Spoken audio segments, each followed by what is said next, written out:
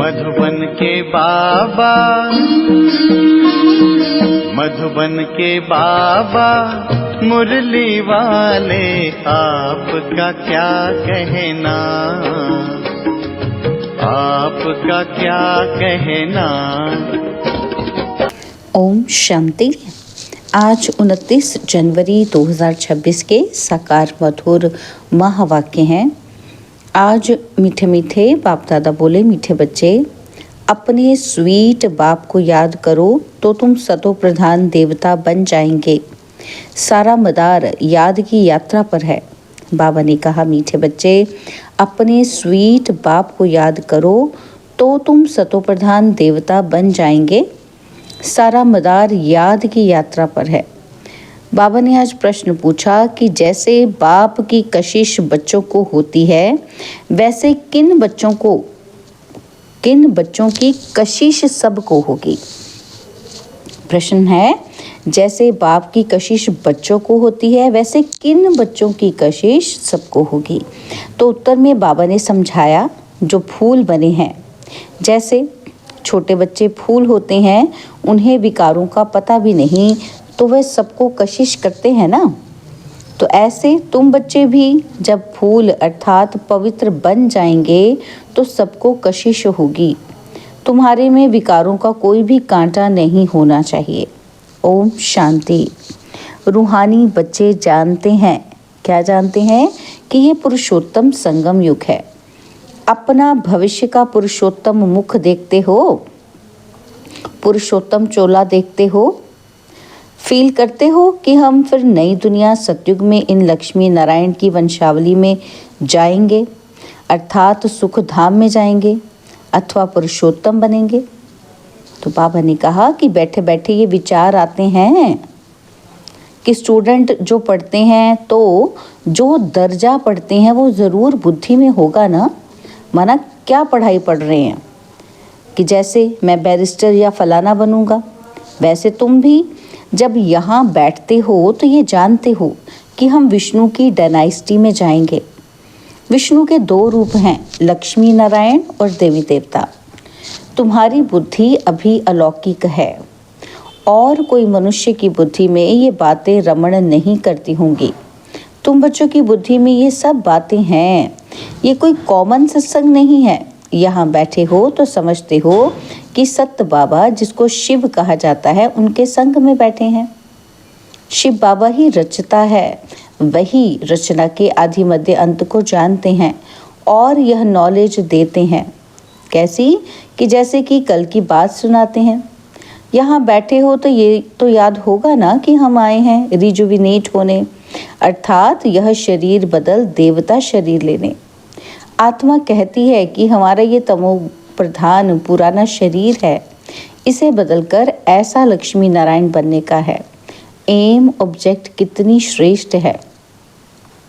पढ़ाने वाला टीचर ज़रूर पढ़ने वाले स्टूडेंट से होशियार होगा ना। पढ़ाते हैं, अच्छे कर्म सिखलाते हैं तो ज़रूर ऊंच होगा ना। तुम जानते हो, हमको सबसे ऊंच ते ऊंच भगवान पढ़ाते हैं। भविष्य में हम सो देवता बनेंगे। हम जो पढ़ते हैं सो भविष्य नई दुनिया के लिए, और कोई को नई दुनिया का पता भी नहीं है। तुम्हारी बुद्धि में अब आता है कि ये लक्ष्मी नारायण नई दुनिया के मालिक थे, तो ज़रूर फिर रिपीट होगा। तो बाप समझाते हैं, तुमको पढ़ाकर मनुष्य से देवता बनाता हूँ। देवताओं में भी ज़रूर नंबरवार होंगे। दैवी राजधानी होती है ना।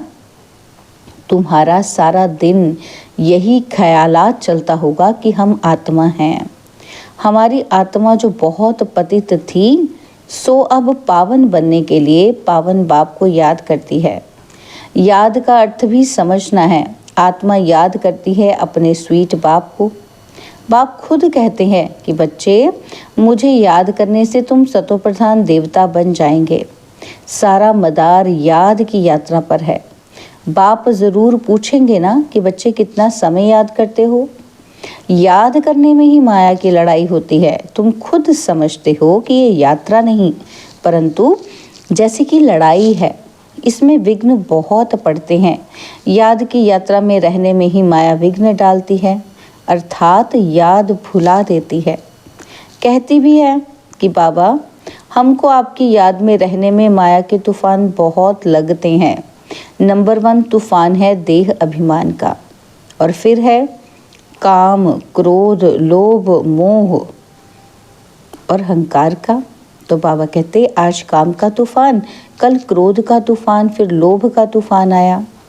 आज हमारी अवस्था अच्छी रही, कोई भी तूफान नहीं आया। याद की यात्रा में सारा दिन रहे, बड़ी खुशी थी। बाबा को बहुत याद किया और याद में प्रेम के आंसू बहते रहते हैं। बाप की याद में रहने से तुम मीठे बन जाएंगे। तुम बच्चे ये भी समझते हो कि हम माया से हार खाते खाते कहाँ तक आ पहुँचे हैं। बच्चे हिसाब निकालते हैं कि कल्प में कितने मास, कितने दिन हैं, बुद्धि में आता है ना। अगर कोई कहे कि लाखों वर्ष आयु है तो फिर कोई हिसाब थोड़ी कर सके। बाप समझाते हैं कि ये सृष्टि का चक्र फिरता रहता है। इस सारे चक्र में हम कितने जन्म लेते हैं, कैसे डायनेस्टी में जाते हैं, ये तो जानते हो ना। ये बिल्कुल नई बातें, नई नॉलेज है नई दुनिया के लिए, और नई दुनिया स्वर्ग को कहा जाता है। तुम कहेंगे कि हम अभी मनुष्य हैं, देवता बन रहे हैं। देवता पद है ऊंच। तुम बच्चे जानते हो कि हम सबसे न्यारी नॉलेज ले रहे हैं। हमको पढ़ाने वाला बिल्कुल न्यारा विचित्र है। उनको यह साकार चित्र नहीं है, वह है ही निराकार। तो ड्रामा में देखो कैसा अच्छा पाठ रखा हुआ है। बाप पढ़ाए कैसे, तो खुद बतलाते हैं कि मैं फलाने तन में आता हूँ, किस तन में आता हूँ वे भी बताते हैं। मनुष्य मूंझते हैं कि क्या एक ही तन में आएगा, परंतु ये तो ड्रामा है ना, तो इसमें चेंज हो नहीं सकती। ये बातें तुम ही सुनते हो और धारण करते हो और फिर सुनाते हो। क्या सुनाते हो कि कैसे हमको शिव बाबा पढ़ाते हैं। हम फिर और आत्माओं को पढ़ाते हैं। पढ़ती आत्मा है, आत्मा ही सीखती सिखलाती है। आत्मा मोस्ट वैल्यूएबल है। आत्मा अविनाशी अमर है। सिर्फ शरीर खत्म होता है। हम आत्माएं अपने परमपिता परमात्मा से नॉलेज ले रही हैं। रचयिता और रचना के आदि मध्य अंत 84 जन्मों की नॉलेज ले रहे हैं। नॉलेज कौन लेते हैं? आत्मा। आत्मा अविनाशी है। मोह भी रखना चाहिए अविनाशी चीज में, ना कि विनाशी चीज में। इतना समय तुम विनाशी शरीर में मोह रखते आए हो, अभी समझते हो कि हम आत्मा हैं। शरीर का भान छोड़ना है। कोई कोई बच्चे लिखते भी हैं कि मुझ आत्मा ने ये काम किया और मुझ आत्मा ने ये भाषण किया, मुझ आत्मा ने आज बहुत बाबा को याद किया। वह है सुप्रीम आत्मा, नॉलेजफुल। तुम बच्चों को कितनी नॉलेज देते हैं। मूल वतन, सूक्ष्म वतन को तुम जानते हो। मनुष्यों की बुद्धि में तो कुछ भी नहीं है। तुम्हारी बुद्धि में है कि रचता कौन है। इस मनुष्य सृष्टि का क्रिएटर गाया जाता है तो जरूर कर्तव्य में आते हैं। तुम जानते हो और कोई मनुष्य नहीं जिसको आत्मा और परमात्मा बाप याद हो। बाप ही नॉलेज देते हैं कि अपने को आत्मा समझो। तुम अपने को शरीर समझ उल्टे लटक पड़े हो। आत्मा सत्य चित आनंद स्वरूप है। आत्मा की सबसे जास्ती महिमा है। एक बाप की आत्मा की कितनी महिमा है। वही दुख हटता सुख करता है। मच्छर आदि की तो महिमा नहीं करेंगे कि वो दुख हटता सुख करता है, ज्ञान का सागर है। नहीं, ये बाप की महिमा है। तुम भी हर एक खुद दुख हटता सुख करता हो, क्योंकि उस बाप के बच्चे हो ना, तो जो सबका दुख हर कर और सुख देते हैं, सो भी आधा कल्प के लिए। यह नॉलेज और कोई में है नहीं। नॉलेजफुल एक ही बाप है, हमारे में नो नॉलेज। एक बाप को ही नहीं जानते तो फिर बाकी क्या नॉलेज होगी।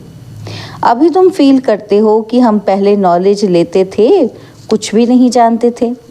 बेबी में, छोटे बच्चे में नॉलेज नहीं होती है ना, और कोई अवगुण भी नहीं होता है। इसलिए उनको महात्मा कहा जाता है, क्योंकि पवित्र हैं। जितना छोटा बच्चा उतना नंबर 1 फूल। बिल्कुल ही जैसे कर्मातीत अवस्था है। कर्म विकर्म को कुछ नहीं जानते, सिर्फ अपने को ही जानते हैं। वह फूल हैं, इसलिए सबको कशिश करते हैं। जैसे अब बाबा कशिश करते हैं, बाप आए ही हैं तुम सबको फूल बनाने।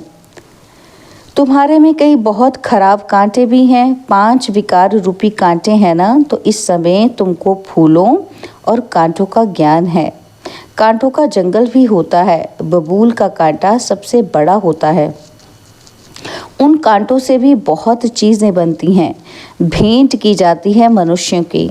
बाप समझाते हैं कि इस समय बहुत दुख देने वाले मनुष्य कांटे हैं, इसलिए इनको दुख की दुनिया कहा जाता है।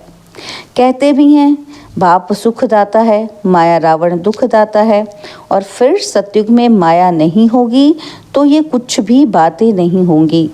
ड्रामा में एक पार्ट 2 बारी नहीं हो सकता। बुद्धि में है कि सारी दुनिया में जो पार्ट बजता है वो सब नया। तुम विचार करो, सतयुग से लेकर यहाँ तक के दिन ही बदल जाते, एक्टिविटी बदल जाती। 5000 वर्ष की पूरी एक्टिविटी का रिकॉर्ड आत्मा में भरा हुआ है, वो बदल नहीं सकता। हर आत्मा में अपना पार्ट भरा हुआ है। यह एक बात भी कोई समझ नहीं सकते। अभी आदि मध्य अंत को तुम जानते हो, ये स्कूल है ना। सृष्टि के आदि मध्य अंत को जानना है, फिर बाप को याद कर पवित्र बनने की पढ़ाई है। इनके पहले जानते थे क्या कि हमको ये बनना है? बाप कितना क्लियर कर समझाते हैं, तुम पहले नंबर में ये थे और फिर तुम नीचे उतरते उतरते अब क्या बन गए हो। दुनिया को तो देखो क्या बन गई है, कितने ढेर मनुष्य हैं। इन लक्ष्मी नारायण की राजधानी का विचार करो, क्या होगा। यह जहाँ रहते होंगे कैसे हीरे जवाहरातों के महल होंगे। बुद्धि में आता है कि अभी हम स्वर्गवासी बन रहे हैं, वहाँ हम अपने मकान आदि बनाएंगे। ऐसे नहीं कि नीचे से द्वारिका निकल आएगी जैसे शास्त्रों में दिखाया है। शास्त्र नाम ही चला आता है और तो कोई नाम रख नहीं सकते। और किताब होती है पढ़ाई के, दूसरे नॉवेल्स होते हैं। बाकी इन पुस्तक अथवा शास्त्र, इनको पुस्तक या शास्त्र कहते हैं, वो है पढ़ाई के किताब। शास्त्र पढ़ने वालों को भक्त कहा जाता है। भक्ति और ज्ञान 2 चीज़ें हैं। अब वैराग्य किसका, भक्ति का या ज्ञान का? ज़रूर कहेंगे कि भक्ति का। अब तुमको ज्ञान मिल रहा है जिससे तुम इतना ऊंच बनते हो। अब बाप तुमको सुखदाई बनाते हैं। सुख धाम को ही स्वर्ग कहा जाता है। सुख धाम में तुम चलने वाले हो तो तुमको ही पढ़ाते हैं। यह ज्ञान भी तुम्हारी आत्मा लेती है। आत्मा का कोई धर्म नहीं है, वह तो आत्मा है। और फिर आत्मा जब शरीर में आती है तो शरीर के धर्म अलग होते हैं। आत्मा का धर्म क्या है? एक तो आत्मा बिंदु मिसल है और शांत स्वरूप है। शांति धाम मुक्ति धाम में रहती है। अब बाप समझाते हैं कि सब बच्चों का हक है। बहुत बच्चे हैं जो और धर्मों में कन्वर्ट हो गए हैं, वह फिर निकलकर अपने असली धर्म में आ जाएंगे। जो देवी देवता धर्म छोड़ दूसरे धर्म में गए हैं वो सब पत्ते लौट कर आ जाएंगे अपनी जगह पर। इन सब बातों को और कोई समझ नहीं सकेंगे। पहले तो बाप का परिचय देना है, इनमें ही सब मूंछ पड़े हैं। तुम बच्चे जानते हो कि अभी हमको कौन पढ़ाते हैं? बाप पढ़ाते हैं। श्री कृष्ण तो देहधारी है, इनको ब्रह्मा को दादा कहेंगे। सब भाई भाई है ना। फिर है मर्तबे के ऊपर, ये भाई का शरीर है, ये बहन का शरीर है, ये भी तुम जानते हो। आत्मा तो एक छोटा सा सितारा है, इतनी सब नॉलेज छोटे सितारे में है। सितारा शरीर के सिवाय बात भी नहीं कर सकता। सितारे को पार्ट बजाने के लिए अंग भी चाहिए। सितारों की दुनिया ही अलग है। और फिर यहाँ आकर आत्मा शरीर धारण करती है, वह है आत्माओं का घर। आत्मा छोटी बिंदी है और शरीर बड़ी चीज़ है, तो उनको कितना याद करते हैं। अभी तुमको याद करना है एक परमपिता परमात्मा को, यही सत्य है। जबकि आत्माओं और परमात्मा का मेला होता है। गायन भी है कि आत्माएं परमात्मा अलग रहे बहुकाल। अब बाबा से अलग हुए हैं ना, तो याद आता है कि कितना समय अलग हुए हैं। बाप जो कल्प कल्प सुनाते आए हैं वही आकर सुनाते हैं, इसमें ज़रा भी फ़र्क नहीं हो सकता। सेकंड बाय सेकंड जो एक्ट चलती है वो नहीं। एक सेकंड पास होता है, मिनट पास होता है, उनको जैसे छोड़ते जाते हैं, पास होता जाता है ताकि कहेंगे कि इतने वर्ष, इतने दिन, मिनट, इतने सेकंड पास कराए हैं। पूरा 5000 वर्ष होगा, फिर एक नंबर से शुरू होगा। एक्यूरेट हिसाब है ना, मिनट सेकंड सब नोट करते हैं। अभी तुमसे कोई पूछे कि इसने कब जन्म लिया था, तुम गिनती करके बताते हो। श्री कृष्ण ने पहले नंबर में जन्म लिया है, शिव का तो मिनट सेकंड कुछ भी नहीं निकाल सकते हो। श्री कृष्ण की तिथि तारीख पूरा लिखा हुआ है। मनुष्यों की घड़ी में फर्क पड़ सकता है मिनट सेकंड का, शिव बाबा के अवतरण में तो बिल्कुल भी फर्क नहीं पड़ सकता। पता भी नहीं पड़ता कि कब आया, ऐसे भी नहीं कि साक्षात्कार हुआ तब आया, नहीं, अंदाज से कह देते हैं। बाकी ऐसे नहीं कि उस समय प्रवेश हुआ, साक्षात्कार हुआ कि हम फलाना बनेंगे। अच्छा, मीठे मीठे सिकिलदे बच्चों प्रति माता पिता, बाप दादा का याद, प्यार और गुड मॉर्निंग। रूहानी बाप की रूहानी बच्चों को नमस्ते। हम रूहानी बच्चों की रूहानी बाप दादाजी को दिलवा जान सिकवा प्रेम से नमस्ते। ओम शांति। प्यारे बाबा, मीठे बाबा, मेरे बाबा, शुक्रिया बाबा, शुक्रिया बाबा, शुक्रिया। धारणा के लिए मुख्य सार है, पहला पॉइंट है, सुख धाम में चलने के लिए सुखदाई बनना है। सबके सुख, सबके दुख हर कर सुख देना है। कभी भी दुखदाई कांटा नहीं बनना है।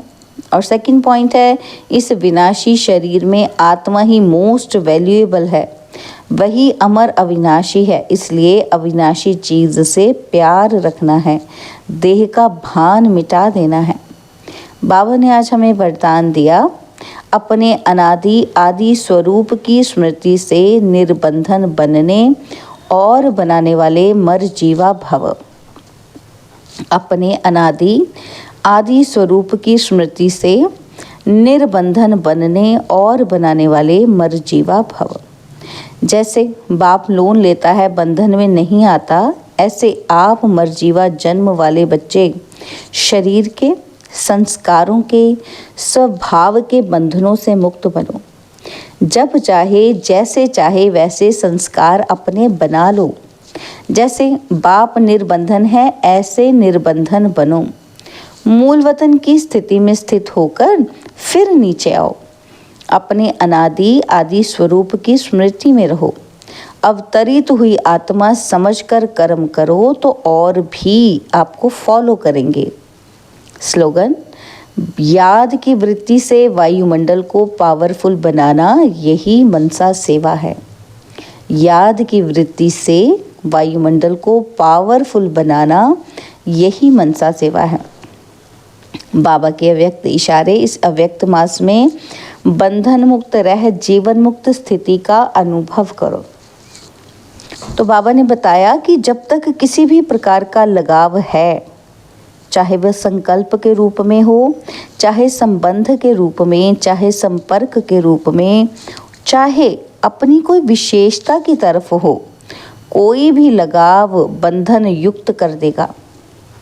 लगाव क्या कर देगा? बंधन में बांध देगा। और वह लगाव अशरीरी बनने नहीं देगा और वह विश्व कल्याणकारी भी नहीं बना सकेगा। इसलिए पहले स्वयं लगाव मुक्त बनो, तब विश्व को मुक्ति व जीवन मुक्ति का वर्षा दिला सकेंगे। अच्छा, ओम शांति।